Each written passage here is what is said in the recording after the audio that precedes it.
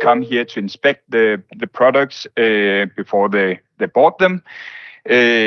I guess they didn't think too much about the environmental consequences of their trade, nor did they think about the presence of harmful chemicals or substances in the products. You can say that planetary boundaries and new business models, they had a fundamentally different meaning at that time. Today, the world looks completely different. Consumers have demands on how products are made and are strongly concerned about the presence of harmful substances. Companies are expecting new regulation that enables new green business models. So everyone agrees that our production and consumptions are drawing on the limited resources of this planet. And it does that in a manner which is not sustainable. So in this perspective, we should see the proposal for the eco-design regulation and the new European agenda surrounding product policies.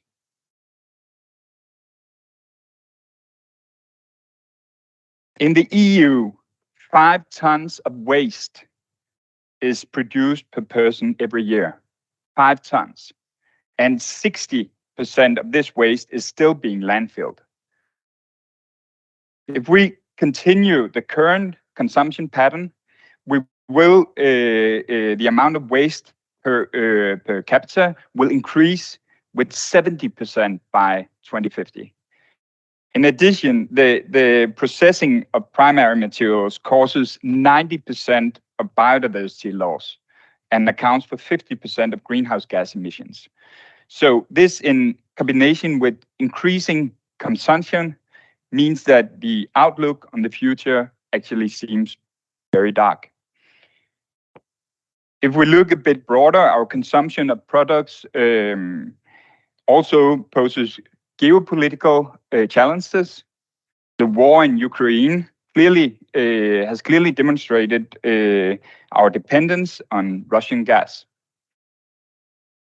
With the eco-design regulation and the new approach to product policy, the EU aims to address the almost doom-like future. It aims to make sustainable products the new norm, and it aims at removing the most environmentally polluting products from the market.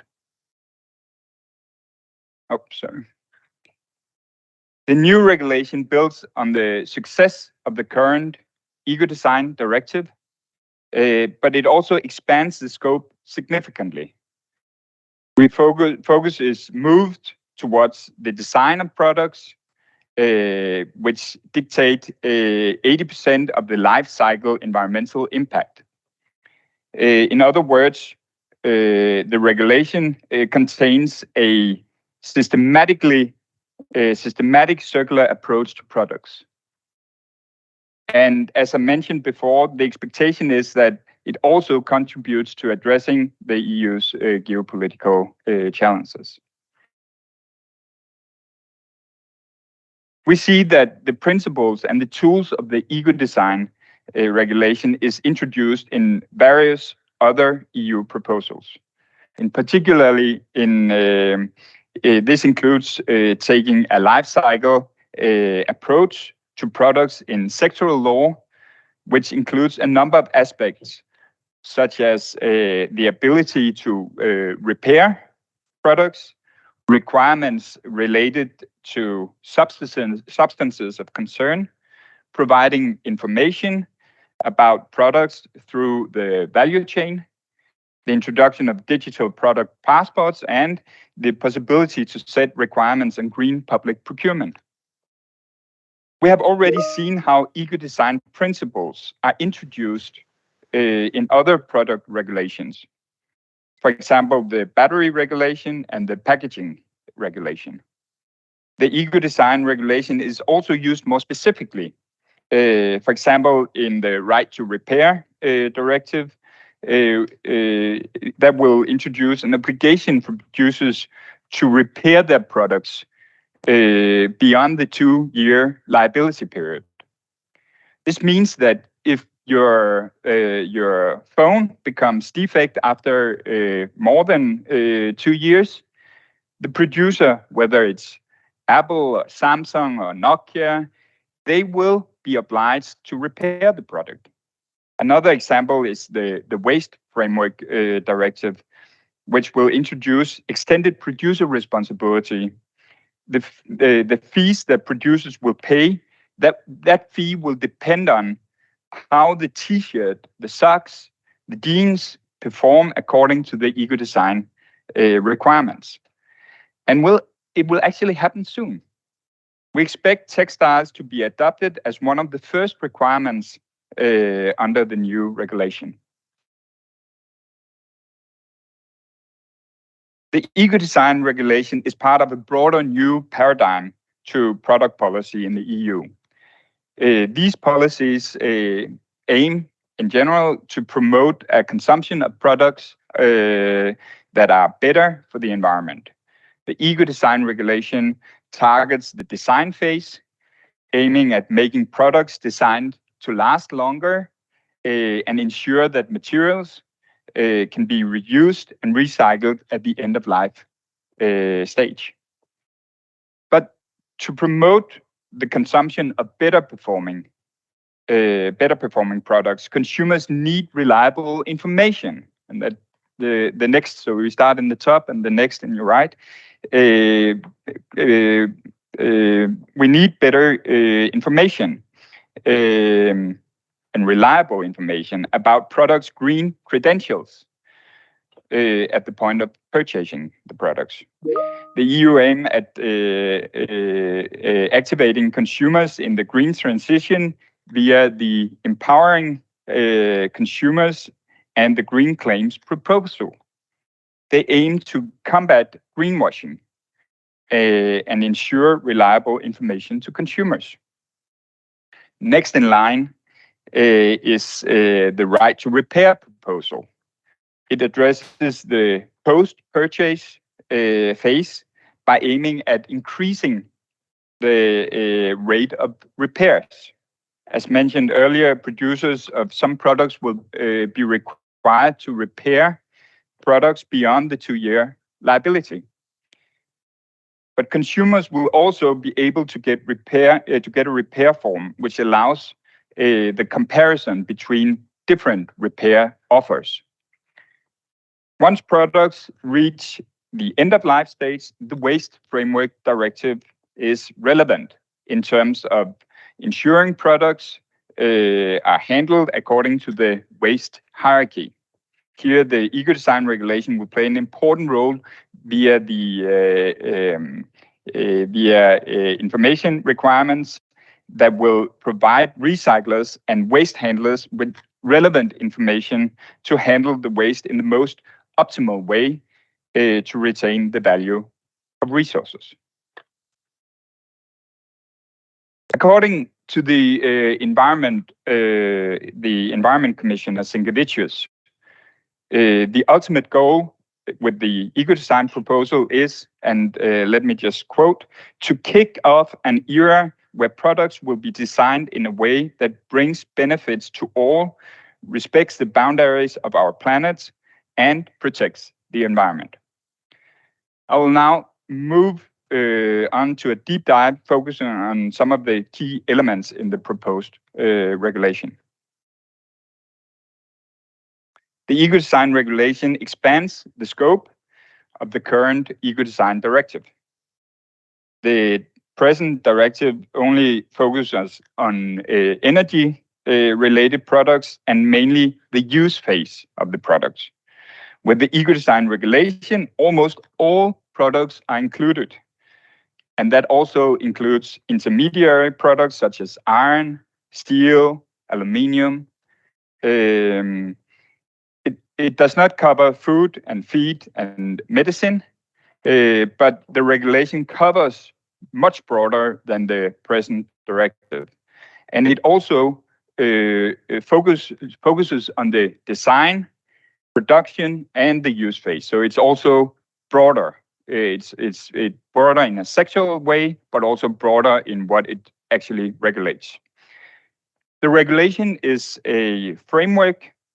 The effect of the framework or effect of the regulation will be seen in the so-called secondary acts, which allows the European Commission to set performance targets or performance and information requirements at product group level. When more product groups have similar characteristics, it is also possible to set so-called horizontal measures. This could be about products' durability, recyclability, or requirements to contain recycled content. For example, there could be set horizontal requirements on the durability of furniture and mattresses, or requirements to or delivery times of spare parts for clothes, furniture, or toy. So that would be the new framework. The requirements will be set for environment parameters that can deliver the greatest effect on climate and environment. This includes durability, repair, climate, and environmental footprints. Requirements can also include restrictions on the use of substances if the substances are obstacle to products' circularity. To ensure consistency with existing chemical regulations, the eco-design regulation, however, cannot be ban the use of substances due to safety and health concern. The product groups that will be prioritized are the ones that have the highest potential for delivering at the EU's climate, energy, and environmental goals. The products groups will be listed in a 3-year working plan, and the Commission hopes to adopt eco-design requirements for 4 to 6 new product groups every year. So 4 to 6 groups will be having these secondary acts and thereby having new requirements. The regulation also contains a possibility to set requirements for an eco-design label. Energy-related products such as dishwashers, tumble dryers, they are already subject to energy labeling regulation. We know this label. It demonstrates the energy efficiency, for example, by ranking products according to the colors from A to E. We expect that this label for also energy consuming products will remain. But for non-energy related products, for example, T-shirts, cosmetics, or toys, there is the possibility to introduce an eco-design label. Overall, the label should provide consumers with the easy overview of the environmental credentials and at the same time seek to prevent information overload, of course.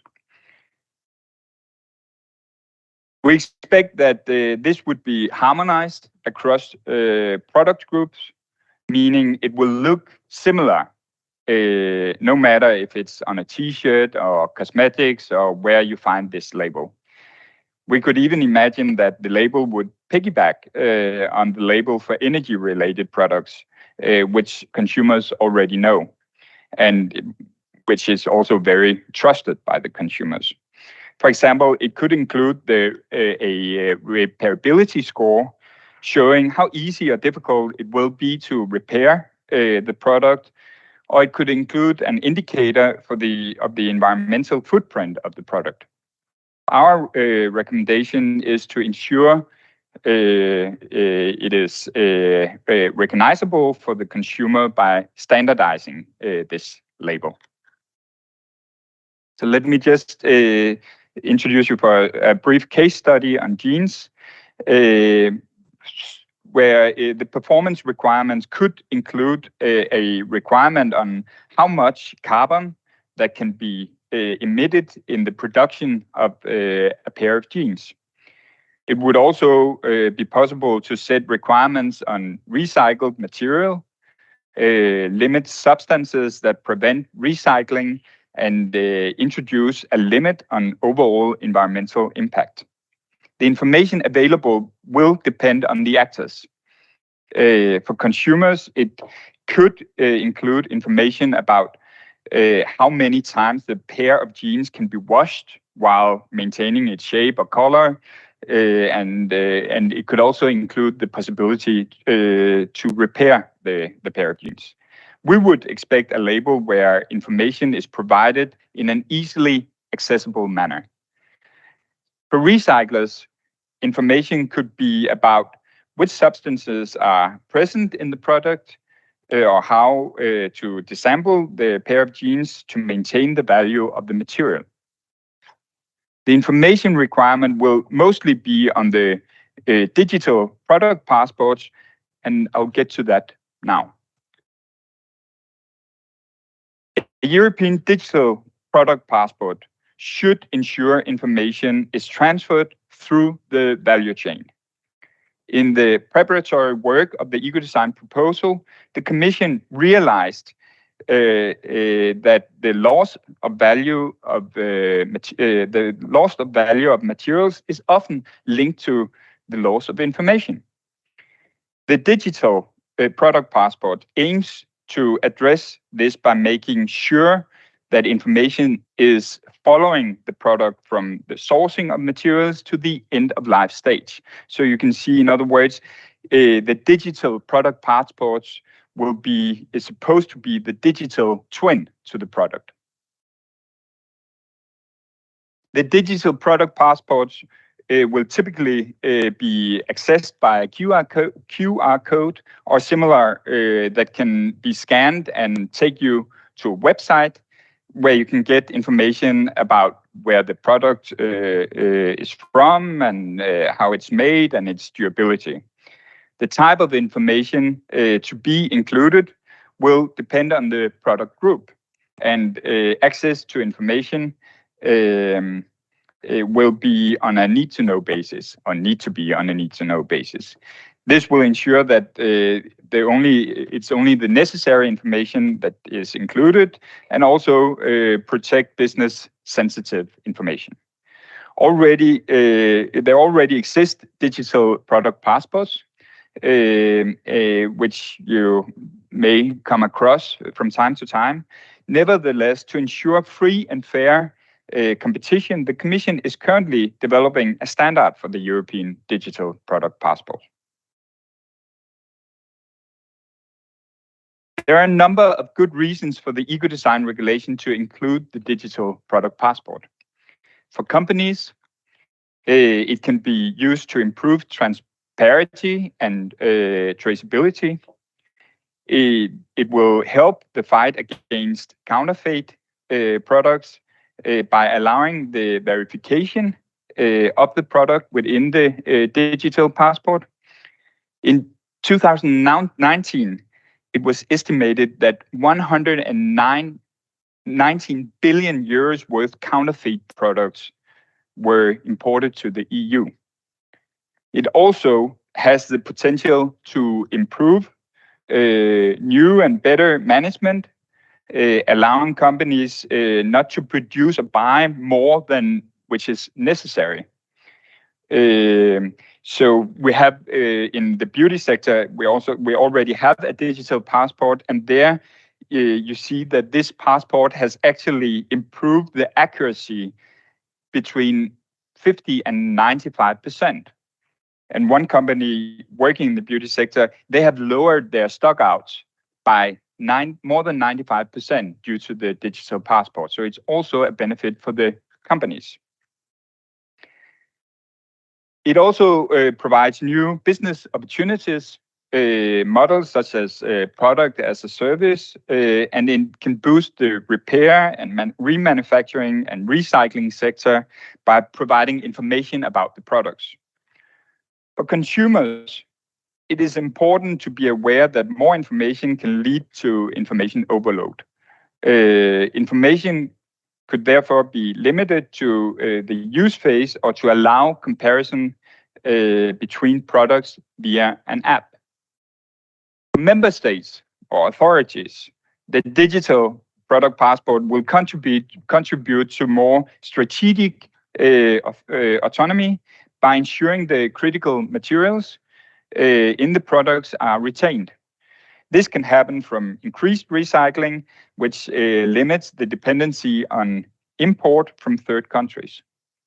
The regulation also includes provisions to ensure effective market surveillance and customs control via the digital product passport.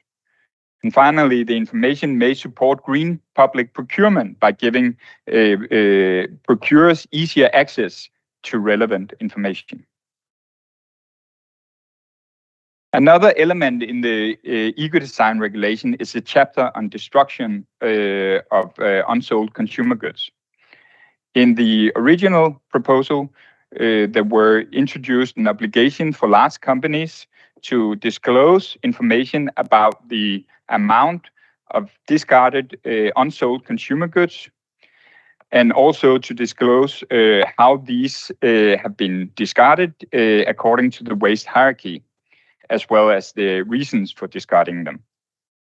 Based on this information, the Commission would later be able to introduce a ban on the destruction of unsold consumer products, where it was estimated to be proportional and relevant.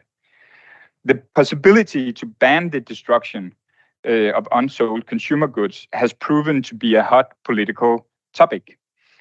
This means that the final regulation is likely, or more likely, to be slightly different. For example, the Council and the European Parliament appears to be agreeing on already including a ban on the destruction of unsold textiles. The European Parliament intends to go further by also banning the destruction of footwear and electronics. A final tool in the eco-design toolbox is the possibility for the Commission to set mandatory minimum requirement for green public procurement. 14% of the EU's GDP is used on public procurement, so there is an important role. It plays an important role in driving innovation. If we set specific public procurement requirements, this can have a pull factor. So you have the eco-design requirements in general. They will have a push factor by pushing the worst products out of the market, and then by the public procurement, you'll have a pull factor, bringing the best performing products, or giving incentives to place the best performing products on the market. So finally, just a little bit about the process in which we are. We have the proposal was presented in March 2020, and it was a little slow in the beginning in the Council, but during the Swedish presidency, we were speeding up the process, and this meant that in May we had a general agreement in the Council, and the Council was ready to enter a trilogue negotiations with the Parliament.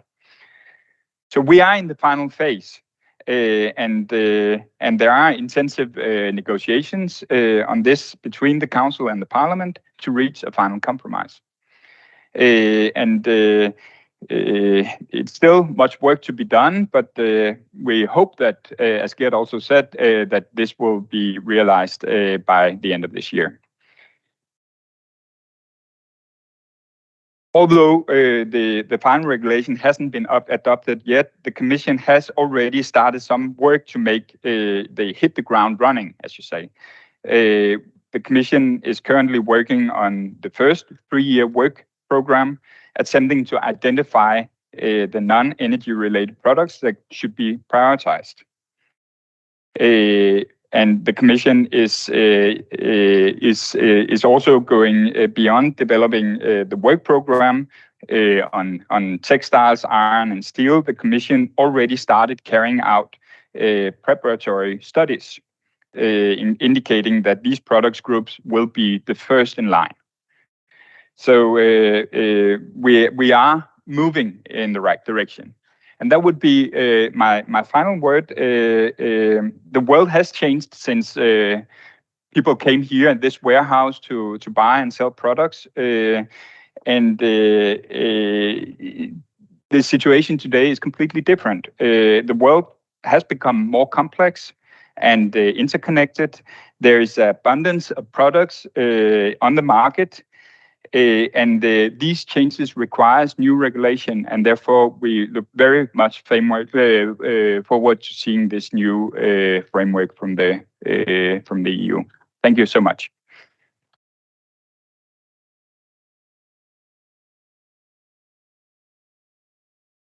Setting the scene and also how this will change the scene for many companies and industries, of course. We have a bit of time for questions coming from you guys here or online. We will help online as well if there's questions there. But please use the... Yes, we have a question up here. Could you manage that, Charlotte? If you just say your name and organization quickly and then ask the question. Yes, hello. My name is... am I on? Yeah. My name is Björn Spock. I'm with the Swedish EPA. Was happy to work with the SPR. And I'm wondering, with all these new requirements, how have you assessed the need for more resources for the government authorities? And how has that panned out? Kind of, what do you foresee in that sense? Thank you. That's a good question, and especially from an EPA. I imagine how you struggle in Sweden also. Of course, this will assess the need for more resources. And we in Denmark we have a process where we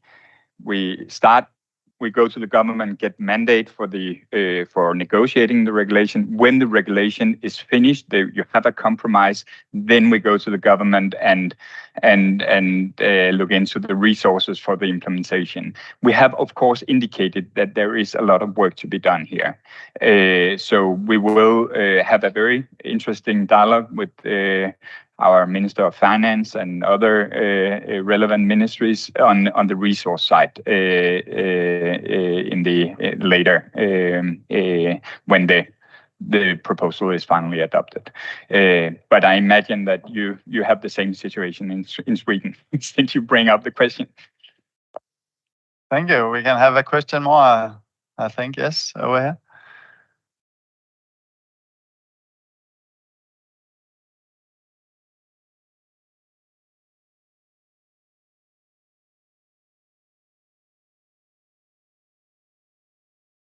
Could you speak up a little bit? Yeah, maybe the microphone should be... Can you hear me now? Yes. My name is Nevelli Nika. I'm with Christian Hansen. My question is, how will this affect also the business-to-business cases, not just the business-to-customer? Mm. Because this is a bit more oriented towards customers. Mm. Yes. So of course there will be a business-to-business aspect in this regulation. Also, I touched a little bit upon it on the new business models in on the circular side, where you use or reuse products. So the information will also be handed over to businesses handling the products in the new life of a product. But I'm not sure whether it's what you touch upon, but there is definitely a business-to-business aspect within this regulation. Thank you. Yeah, final one from... My name is Heidi Salokangas from Turku University of Applied Sciences. I have one question. You were talking about the medicinal products and they are expected, but how about the medical devices and IVDs? Sorry, maybe it's can you... No? Yes. So the one question is that you said that the medicinal and medicines are excluded. How about the medical devices from this eco-design directive? Yes, it's food and feed is excluded. How about the medical devices? Well, medical devices, and then I have to turn to the expert, Matthias.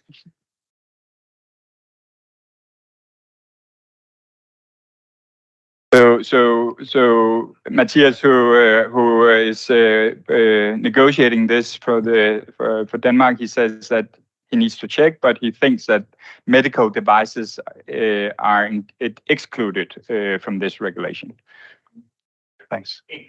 Included. Sorry. Okay. I just checked it a week ago for Novo. I am from Danish Standards. Det siger i betænkningen, der står der, at hvis man skal lave regler for product devices, så skal man tage hensyn til, hvordan det hænger sammen med medicin. Det betyder, at product devices er ikke excluded. Okay. So you're lucky. Yeah. And to translate, our expert from Novo says that it says that you need to take it into account, and thereby these products are not excluded. It is actually included, the medical. So sorry for the confusion. Thank you so much, Jakob. Thank you, and have a very, very nice seminar. So thank you so much. We have a small gift for you, but no, it's a bit heavy, so you will have it from Charlotte. Thanks. Thank you. Tack, Lene.